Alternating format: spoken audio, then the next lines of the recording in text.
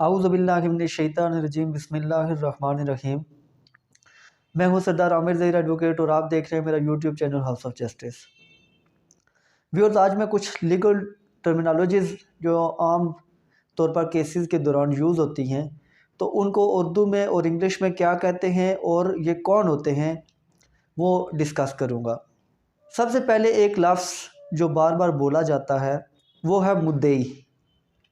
मुद्दई का मतलब होता है कि जो आदमी केस करता है, सिविल केस, जो भी आदमी सिविल केस फाइल करता है उसको मुद्दई कहते हैं। अगर एक है तो उसको मुद्दई कहते हैं, अगर एक से ज़्यादा हैं, दो हैं तो दो, या दो से ज़्यादा हैं तो उनको मुद्दईयान कहते हैं। जबकि अगर कोई औरत है उसने केस फाइल किया है तो उसको मुद्दईया कहेंगे और इंग्लिश में इसको प्लेंटिफ कहते हैं। जिस आदमी के ख़िलाफ़ केस किया जाता है उसे मुद्दा अलैह कहते हैं, इंग्लिश में इसको डिफेंडेंट कहते हैं। और अगर एक से ज़्यादा आदमी हैं जिनके ख़िलाफ़ केस किया जा रहा है तो उनको मुद्दा अलैह खान या मुद्दा अलैहिम कहते हैं। इसके अलावा अगर कोई औरत है जिसके ख़िलाफ़ केस किया जाए तो उसको मुद्दा अलैहा कहते हैं। जो केस किया जाता है, मतलब जो लिखा जाता है और लिख कर एक फ़ाइल में वो पूरी फ़ाइल तैयार करके दी जाती है, तो वो जो लिखते हैं उस जिसमें तमाम केस की डिटेल, सूट प्रॉपर्टी वगैरह और सारे हक़ाइक़ बयान किए जाते हैं कि ये केस क्यों फ़ाइल किया जा रहा है, तो उसको प्लेंट कहते हैं। उर्दू में उसको दावा कहते हैं और इंग्लिश में उसको प्लेंट कहते हैं।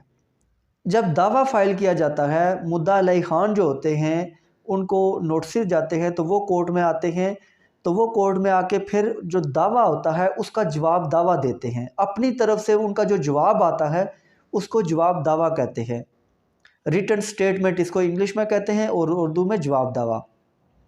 फिर जब दावा हम फाइल करते हैं उस वक्त भी, और जब दावा चलता है कोर्ट में तो उस दौरान भी कई दरख्वास्तें भी आती हैं जिनको इंग्लिश में एप्लीकेशन और उर्दू में दरख्वास्तें कहते हैं। दरख्वास्तों का मतलब ये होता है कि जैसे किसी ने स्टे लेने के लिए एक केस फाइल किया, तो अब स्टे तो हो सकता है 2 साल ये केस चले, तो तब तक तो जिस मकसद के लिए स्टे लिया जाना है वो तो मकसद ही ख़त्म हो जाता है। तो उसमें फिर एक दरख्वास्त लगाई जाती है कि ये केस जब तक चलता, ख़त्म होता, इसका डिसीजन होता, तब तक हमें आर्जी तौर पर एक स्टे दे दिया जाए। तो ये एक दरख्वास्त साथ लगाई जाती है। इसी तरह और भी बहुत सारी दरख्वास्तें लगाई जाती हैं जिनको इंग्लिश में एप्लीकेशन कहते हैं और उर्दू में दरख्वास्त कहते हैं। और जब दूसरी पार्टी दरख्वास्त का जवाब देती है तो उसको जवाब दरख्वास्त कहते हैं और इंग्लिश में इसको रिटर्न रिप्लाई कहते हैं। कोई भी आदमी जो FIR दर्ज करवाता है उसको उर्दू में मुस्तगीस कहते हैं, जबकि इंग्लिश में उसे कंप्लेनेंट कहते हैं। जब एक दावा चलता है तो कई बार ऐसा होता है कि मिसाल के तौर पर जिस आदमी ने दावा दायर किया था, जैसा कि मैंने पहले कहा था कि जो आदमी दावा दायर करता है उसको मुद्दई कहते हैं। लेट्स सपोज के मुद्दई ने दावा दायर किया और उसकी डेथ हो गई। अब डेथ हो गई तो उसके जो लीगल एयर्स हैं, उसके बेटियां बेटे हैं, बेवा है, तो वो पार्टी बनेंगे, लेकिन उनका नाम दावा में नहीं लिखा गया। अब यहाँ पर क्या किया जाएगा, अमेंडेड प्लेंट दी जाएगी, कोर्ट से इजाज़त लेकर अमेंडेड प्लेंट दी जाएगी जिसे मरम्मा दावा कहते हैं। उर्दू में मरम्मा दावा कहते हैं, इंग्लिश में इसको अमेंडेड प्लेंट कहते हैं। इसी तरह अगर अपील है तो उसको उर्दू में मरम्मा अपील और इंग्लिश में अमेंडेड अपील कहेंगे। इसी तरह जब कोई मरम्मा दावा दाखिल किया जाता है तो जो दूसरी पार्टी है, डिफेंडेंट साइड है, वो उसका जवाब भी देगी, तो उसको क्या कहेंगे, अमेंडेड रिटन स्टेटमेंट। उर्दू में मरम्मा जवाब दावा और इंग्लिश में अमेंडेड रिटन स्टेटमेंट कहेंगे। केस जब चलता है आगे तो फिर शहादतों की स्टेज पर जब पहुंचता है तो वहाँ पर हम देखते हैं कि अक्सर लिखा होता है PW1, PW2, PW3। इसका मतलब ये होता है, PW1 का मतलब होता है प्लेंटिफ विटनेस नंबर 1, कि जो मुद्दई की साइड से, प्लेंटिफ कहते हैं मुद्दई को, तो मुद्दई की साइड से जो गवाह पेश होंगे, नंबर 1 जो सबसे पहले गवाह आएगा उसको PW1 लिखेंगे, उसका मतलब होगा प्लेंटिफ विटनेस नंबर 1। अगर दूसरा गवाह भी है प्लेंटिफ की तरफ से तो फिर PW2 उसे कहेंगे प्लेंटिफ विटनेस नंबर 2। इसी तरह जितने गवाह आते जाएंगे तो उनको PW के आगे नंबर देते जाएंगे। फिर जब प्लेंटिव साइड से ख़त्म हो जाएगी एविडेंस, जो विटनेस आ रहे हैं वो ख़त्म हो जाएंगे, तो फिर क्या होगा, डॉक्यूमेंट्री एविडेंस की जाएगी।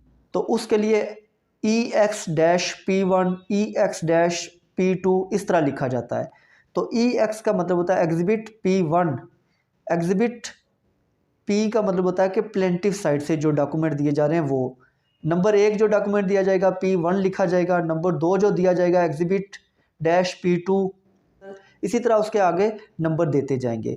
इसी तरह जो डिफेंडेंट साइड से शहादत आएगी, उनका जो नंबर 1 गवाह आएगा तो उसको फिर लिखेंगे DW1, डिफेंडेंट विटनेस नंबर 1। दूसरा गवाह आएगा तो DW2, तीसरा आएगा तो DW3।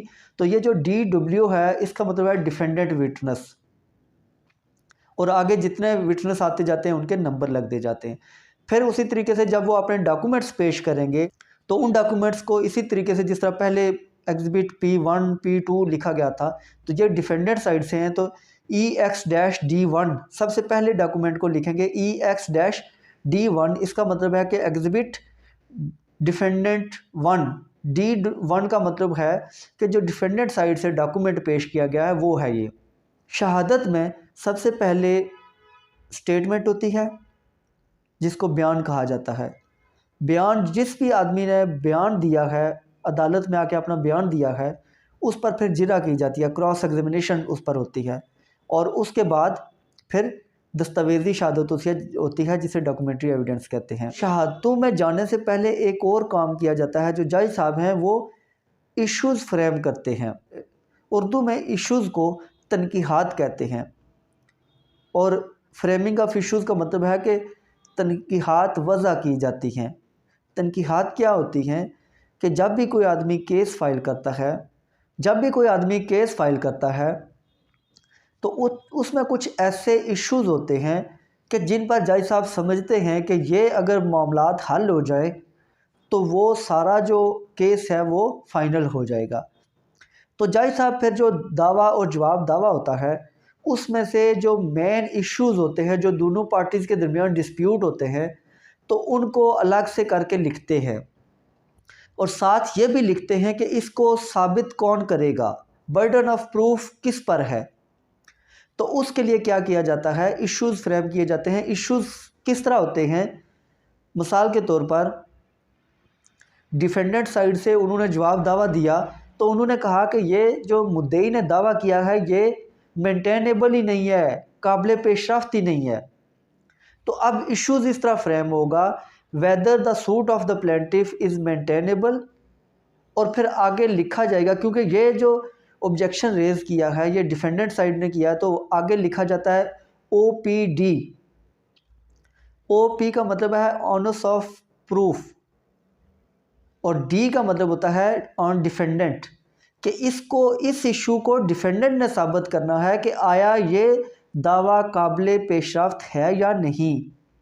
इसी तरीके से जो प्लेंटिव साइड से जो रिलीफ मांगा जाता है, जो चीज़ें रेज़ की जाती हैं, जो फैक्ट्स बयान किए जाते हैं, तो उसमें से भी इश्यूज़ जज साहब ढूंढ के उसमें से लिखेंगे। जो इशू प्लेंटिफ ने प्रूफ करने होंगे तो उसमें लिखा जाएगा OPP, हर इशू के आगे लिखा जाता है, और जो डिफेंडेंट ने प्रूफ करने हैं उस पर लिखा जाता है, उसी इशू के आगे लिखा जाता है OPD। तो ये बात याद रखना कि जो भी इशू जिस चीज़ का सबूत प्लेंटिफ ने मुद्दई ने लाना है उसके आगे OPP लिखा होगा, और जिसका डिफेंडेंट ने मुद्दा अलैह ने लाना होगा सबूत तो उसके आगे OPD लिखा होगा। तो इश्यूज़ को उर्दू में तनकीहात कहते हैं और इंग्लिश में इश्यूज़। इसके बाद दावा जो होता है उसके एंड पर एक चीज़ लिखी जाती है, बिनाए दावा। बिनाए दावा को इंग्लिश में कॉज ऑफ एक्शन कहते हैं, और ये उर्दू में बिनाए दावा कहलाता है। फिर एक लफ्ज़ है मुख्तारनामा, पावर ऑफ अटर्नी। उर्दू में मुख्तारनामा और इंग्लिश में पावर ऑफ अटर्नी। इसके आगे दो इकसाम भी हैं, एक स्पेशल पावर ऑफ अटर्नी और एक general power of attorney. Special power of attorney को मुख्तार ख़ास और जनरल पावर ऑफ अटर्नी को मुख्तार आम कहते हैं। फिर एक लफ्ज़ है मनसूखी, सेट असाइड।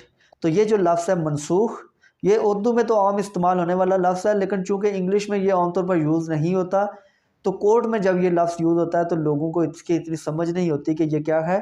तो सेट असाइड का मतलब है मनसूख, कंटेम्प्ट ऑफ कोर्ट तौहीन अदालत।